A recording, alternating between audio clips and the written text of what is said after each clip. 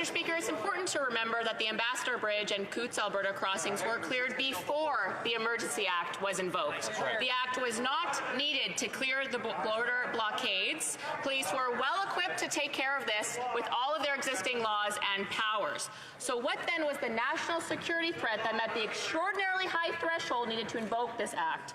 Is there something they're not telling us, or was the Prime Minister trying to cover up for his incompetent management of the protest? Great question. The Right Honourable Prime Minister. When illegal blockades hurt workers and endangered public safety, police were clear that they needed tools not held by any federal, provincial, or territorial law. It was only after we got advice from law enforcement that we invoked the Emergencies Act. The Canadian Policing Association, Canadian and Ontario Associations of Chiefs of Police all agreed this is how the legislation should be used for emergencies. We've now announced the independent inquiry to examine the circumstances that led to the declaration and the measures taken in response. I know we all look forward to Justice Rouleau's work.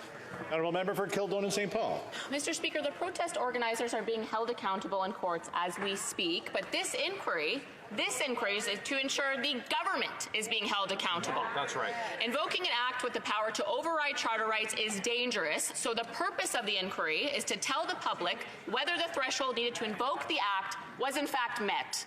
But the Liberal government has not made a convincing argument, meaning the threshold remains in serious doubt. So either they're hiding something or they're covering up for incompetence. Will the Prime Minister waive cabinet confidence and let Canadians know the true story? Yeah, true. The Right Honourable Prime Minister.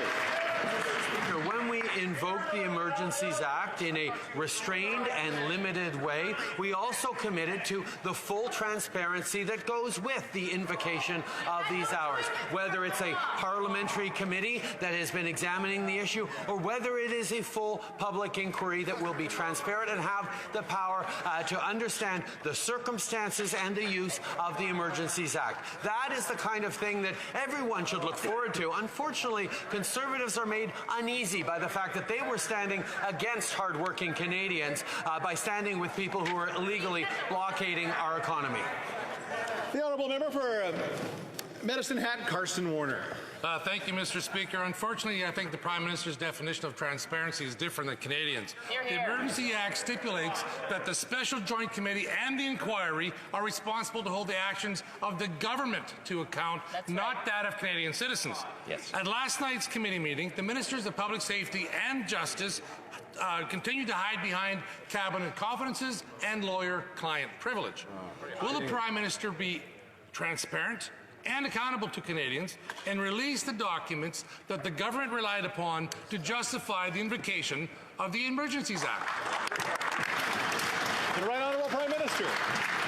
Speaker, an integral part of invoking unutilized to this point acts like the Emergencies Act is a level of transparency and accountability that comes through a parliamentary committee created to look into exactly that, and a transparent public inquiry headed up by Justice Rouleau, who will be able to examine all these questions around the circumstances that led up to the invocation of that and the use of the Act in itself.